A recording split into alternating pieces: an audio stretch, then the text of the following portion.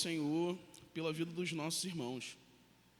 E é sempre, aniversário da igreja é sempre motivo de nós estarmos felizes, né? E relembrando e renovando aquilo que Deus ele tem, aquilo que Deus ele tem colocado no coração da liderança, na história dessa igreja.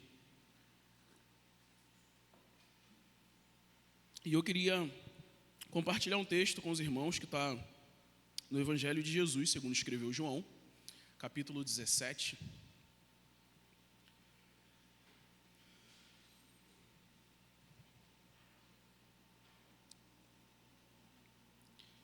João capítulo 17, nós vamos ler do versículo 1 ao versículo 18. Esse capítulo de João 17 também é conhecido como oração sacerdotal, porque é o momento em que Jesus ele intercede pela vida dos discípulos. E nós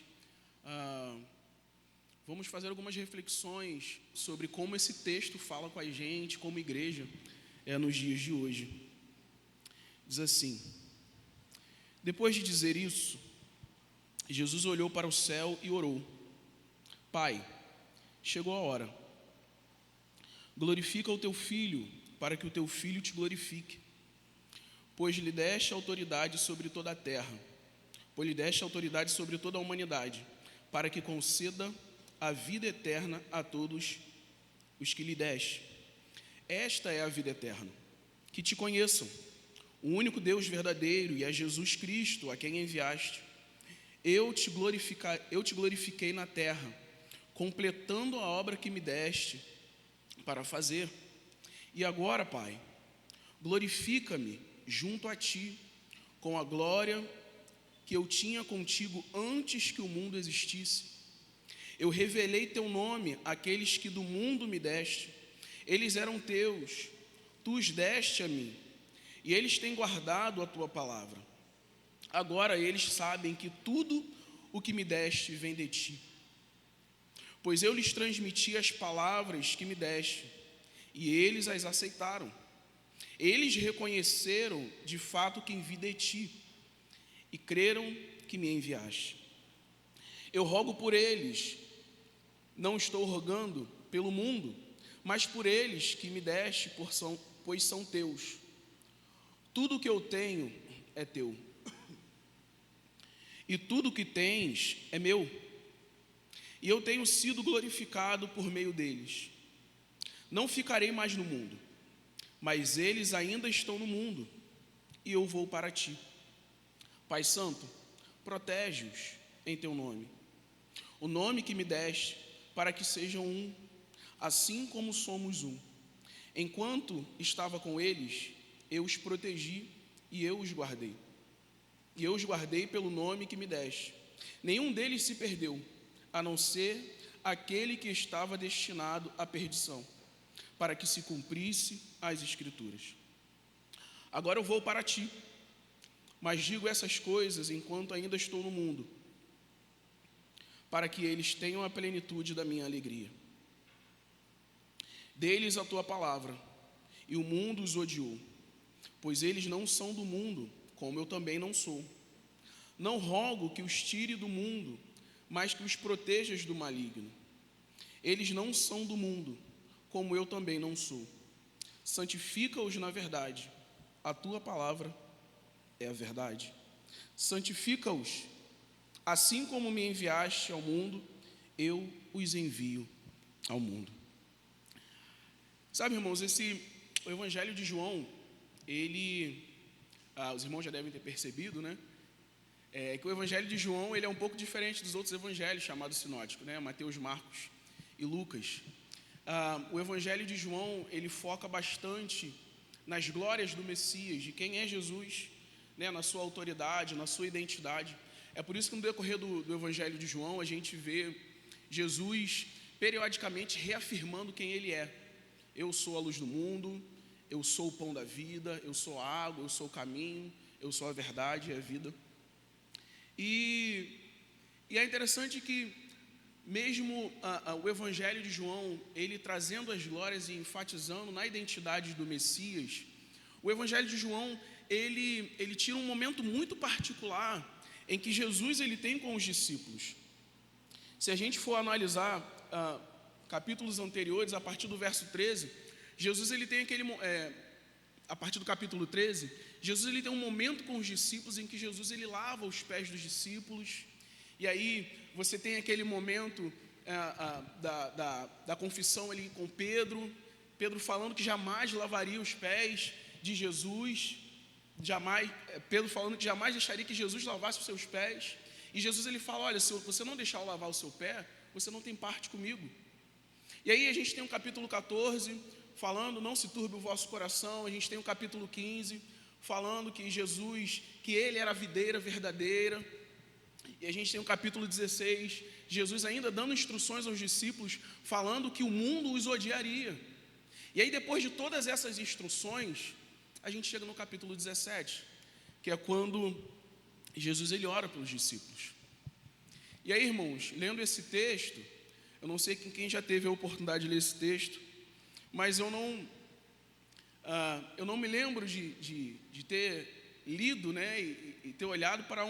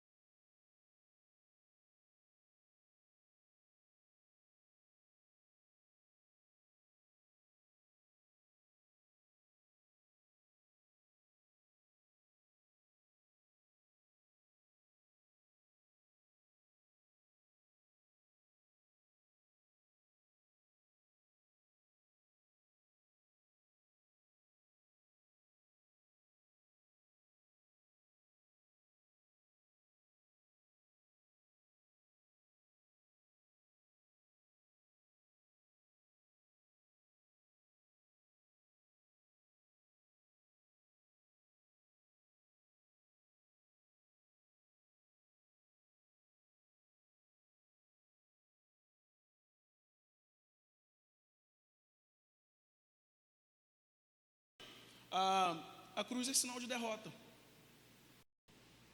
A cruz era sinal da vergonha. A cruz era sinal do sofrimento, mas não para Jesus. Jesus, ele entendia que aquele momento era o momento da glória. A glória que se revela na cruz. Quando, no versículo 5, quando Jesus ele fala que o Pai estaria com ele pede que o Pai o glorifique, ele está falando a respeito da cruz. Porque se a gente parar e olhar com um olhar humano, um olhar normal, a cruz é sinal de vergonha. A cruz é sinal de humilhação, é sinal de pobreza. Mas é na cruz, irmãos, que a gente percebe o amor de Deus pelos pecadores. É na cruz que a gente percebe a justiça de Deus contra o pecado. É na cruz que a gente percebe a graça que salva aquele que não merece. Na cruz, Deus revela ao mesmo tempo a sua justiça e a sua misericórdia. No versículo 3, Jesus ele continua: esta é a vida eterna. E parece um paradoxo, ou parece uma contradição, porque no mesmo momento que Jesus está falando, olha, eu vou para a morte, Jesus ele fala sobre vida. No mesmo momento que Jesus ele está falando sobre sofrimento, sobre dor, ele aponta e começa a sua oração falando que essa é a vida eterna. Porque, e a gente precisa entender que essa oração está sendo presenciada pelos discípulos. Então existem muitas implicações, existem muitas afirmações que Jesus ele faz diante de Deus, em que os discípulos eles precisavam entender. E uma dessas afirmações, Jesus ele deixa claro no versículo 3. Essa é a vida eterna, que conheçam a Ti, o único Deus verdadeiro, e a Jesus Cristo, a quem enviaste. E aí eu queria pensar com os irmãos nessa manhã sobre esse primeiro ponto de reflexão. É que a nossa vida ela existe para Deus. A nossa vida ela existe para a glória de Deus. E é esse ponto que Jesus está querendo afirmar no coração dos discípulos. Qual é o sentido da nossa vida, irmãos? Qual é o sentido da vida daqueles discípulos?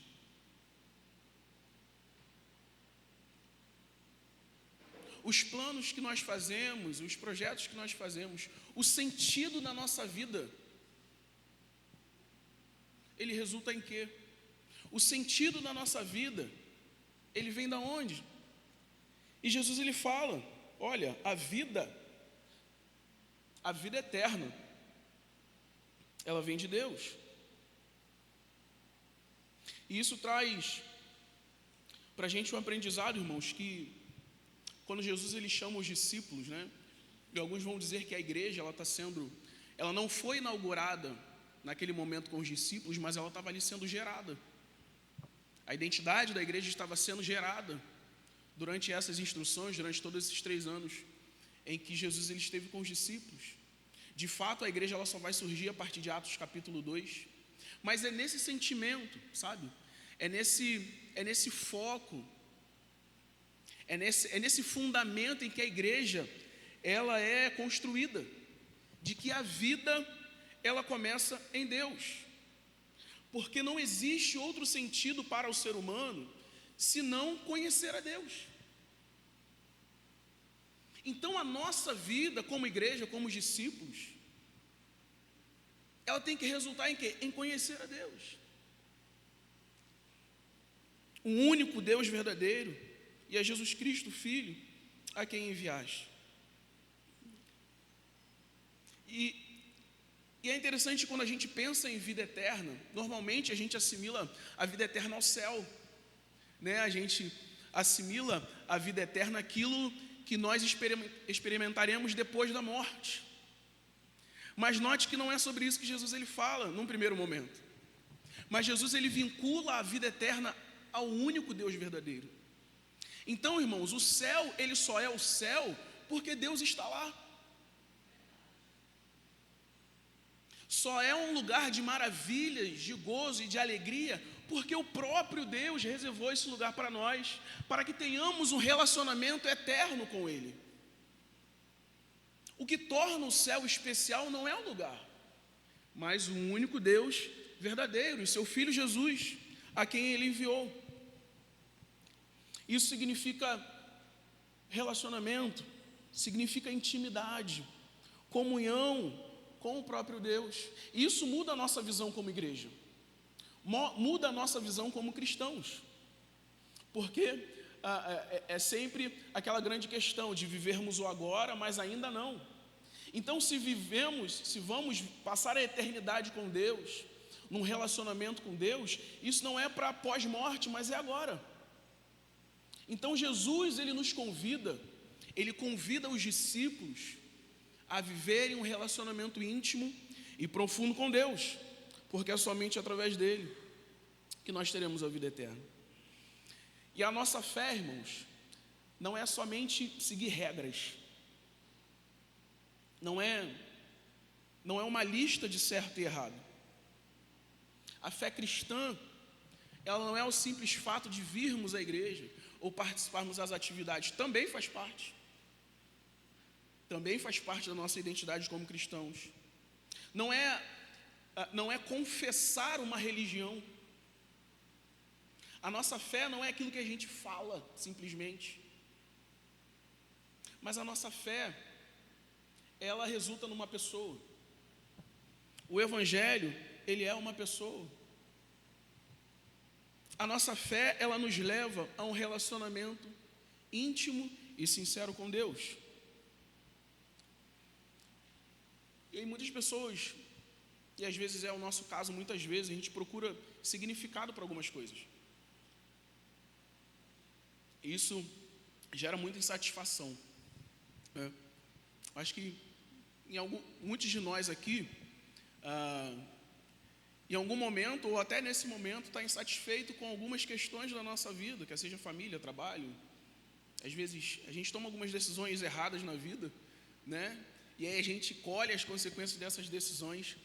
E aí a nossa vida, ela gira em torno de acertarmos, de diminuirmos os danos que por algumas decisões que nós tomamos vêm sobre nós hoje. Só que a vida cristã, irmãos, ela vai além disso.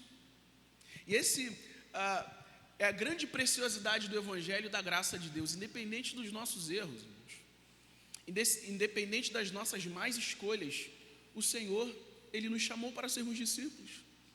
O Senhor nos chamou para sermos igreja. O Senhor nos chamou para um relacionamento sincero e íntimo com Ele. A nossa vida, ela existe para a glória de Deus. E o segundo ponto que eu queria falar com vocês nessa manhã, que esse texto, ele traz muitas reflexões, né?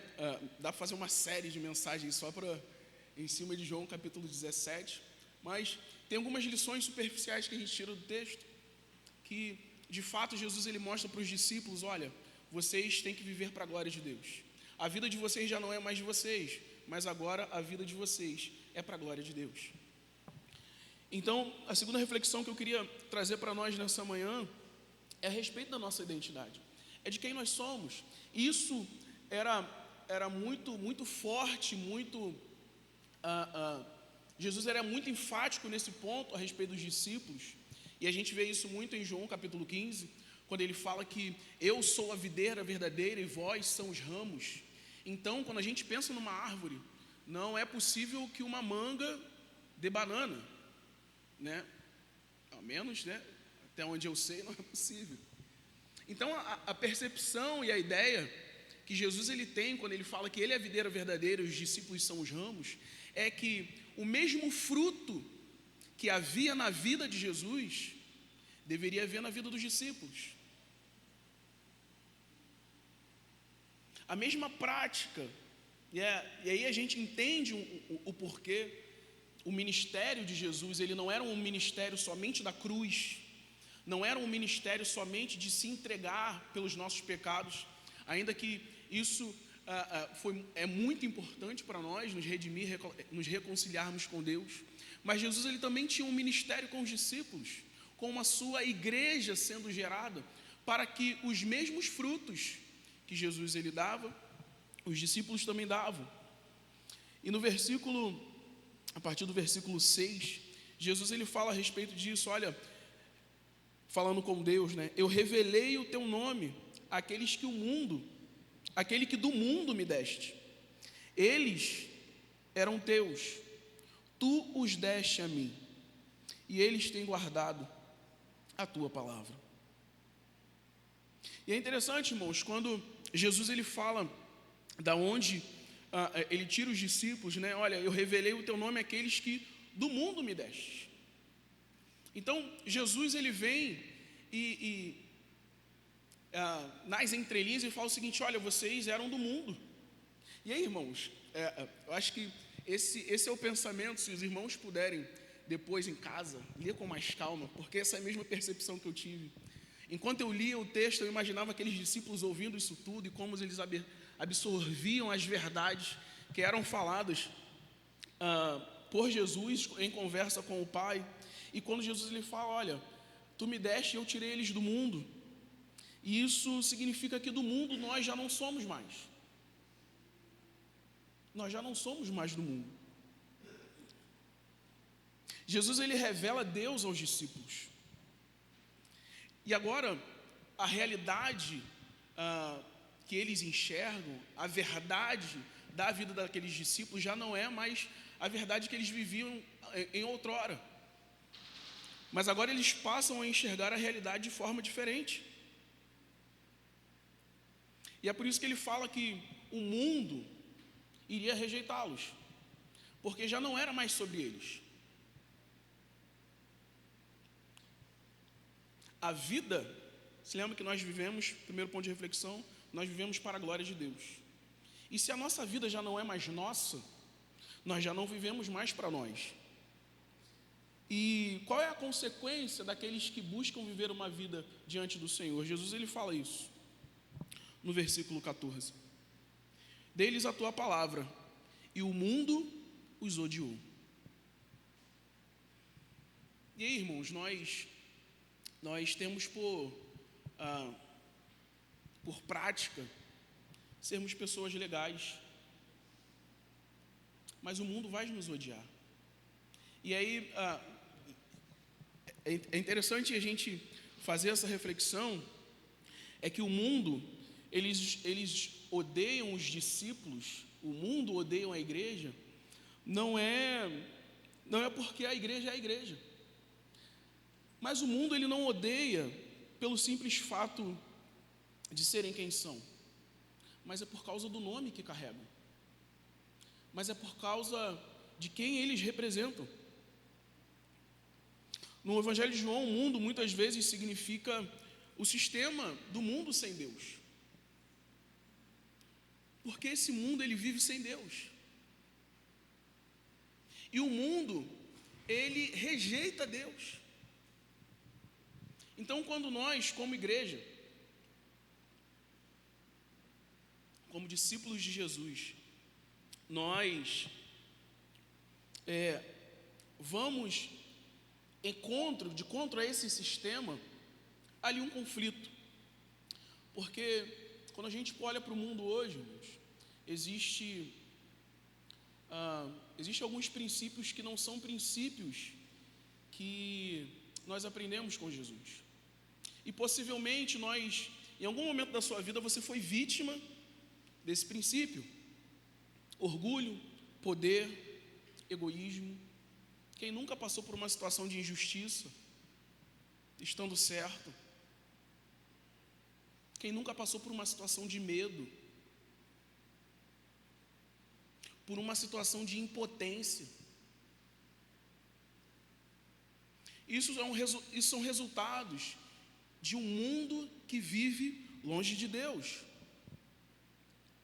Só que nós não somos assim, e é por isso que o mundo nos odeia. Os nossos critérios não são esses. Esse não é o nosso padrão, porque nós fomos chamados para vivermos para Deus. A nossa identidade agora é uma identidade do Evangelho, a identidade de Cristo. Nós estamos no mundo, mas nós não pertencemos mais a esse mundo. Nós não pertencemos mais a esses princípios. Agora a nossa identidade, ela não é definida por aquilo que a gente é, ou por aquilo que a gente faz, na verdade. A nossa identidade é definida por aquilo que a gente é. E nós somos filhos do Deus Altíssimo. A nossa identidade, de fato, agora pertence ao Senhor, porque quando alguém encontra com Jesus, ele passa a fazer parte dessa nova humanidade. Deus, ele nos dá uma nova identidade. Ele nos chama agora de filhos. E isso significa que a igreja, ela não é um sinal, não é simplesmente um local aonde a gente vai. Isso para a gente é muito comum, né? Você vai à igreja hoje? Isso no nosso meio se tornou muito popular. Igreja é um local onde a gente vai. Mas na verdade, igreja é quem nós somos, independente do local. Independente se existe um CEP, independente se existe um terreno, aonde o corpo de Cristo ele se reúne, ali é uma igreja. E nós fomos chamados para vivermos como igreja. Nós fomos chamados para vivermos e sermos um. E isso o mundo não entende, porque essa unidade, essa comunhão não faz parte da identidade do mundo, mas faz parte da identidade de Cristo. E aí, pensando um pouco sobre comunhão, em como Jesus ele se entrega, e é por isso que esse texto do capítulo 17, quando Jesus ele fala que é chegada a hora, e os discípulos experimentando isso, nós refletimos que isso também tem que fazer parte da nossa identidade. O nosso sacrifício muitas vezes é em favor do outro. O nosso sacrifício muitas vezes em favor daquele que não merece. Porque Jesus ele fala isso, se nós fizermos o bem àquele que merece, todo mundo faz. Mas qual é a marca do cristão? Qual é a marca de Jesus? É a graça. E o que é graça? É o favor que nós não merecemos. Então, os nossos princípios, eles não são mais os princípios do mundo. E aí, irmãos, muitas vezes o nosso coração ele vai ser confrontado por causa disso. Muitas vezes as nossas emoções serão confrontadas por causa disso. Muitas vezes o nosso conforto ele será confrontado por causa disso, porque nós fomos chamados a viver a comunhão. Nós fomos chamados a nos doarmos pelo outro. E essa doação, irmãos, nem sempre ela vai esperar as condições adequadas. E esse doar, essa comunhão, nem sempre vai ser num cenário muito bom. Mas isso tudo faz parte de quem nós somos. E eu queria trazer como último ponto de reflexão nessa manhã, a gente falou que a nossa vida é uma vida para Deus, é uma vida para a glória de Deus. A gente falou de como Deus, ele gera em nós uma nova identidade. E por último eu queria falar um pouco de como Deus, ele levanta os discípulos, ele gera uma igreja e envia essa igreja. E no versículo 17, algo maravilhoso acontece, né? A partir do verso 16, Jesus ele fala: eles não são do mundo, como eu também não sou. Santifica-os na verdade. A tua palavra é a verdade. Assim como me enviaste ao mundo, eu os envio ao mundo. Assim, irmãos, assim como Deus enviou Jesus ao mundo. Pensa no ministério de Jesus, irmãos. Pensa na missão de Jesus. Olha só o que Jesus ele reafirma no versículo 17, no versículo 18. É lindo, mas também traz temor. É maravilhoso, mas também traz constrangimento.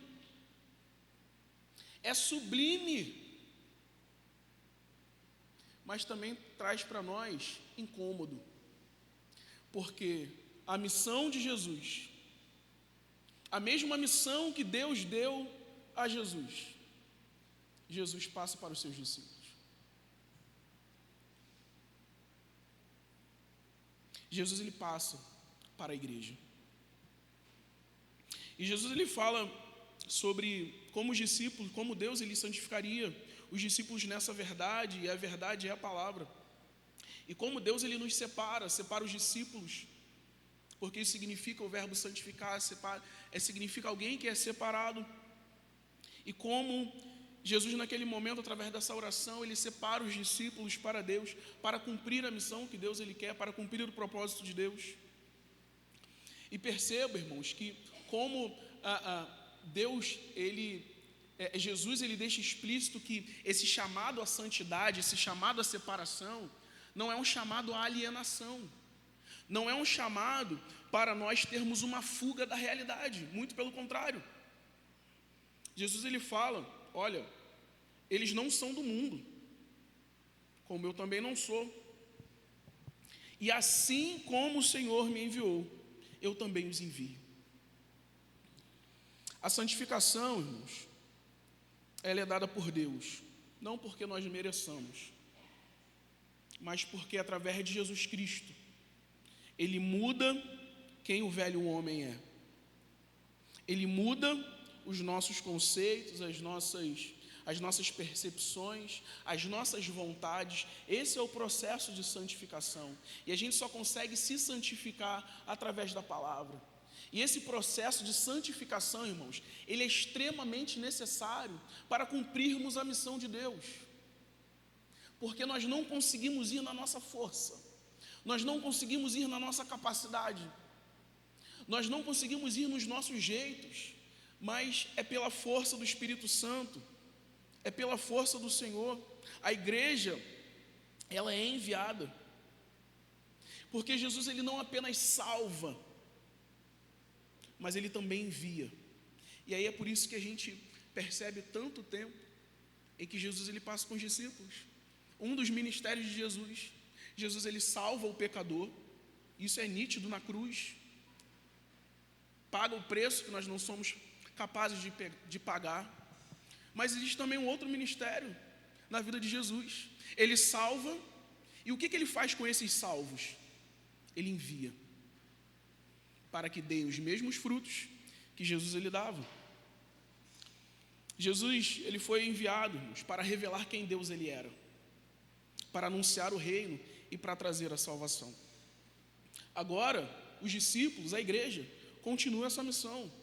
É para isso que nós existimos, irmãos, para cumprirmos a missão do Senhor.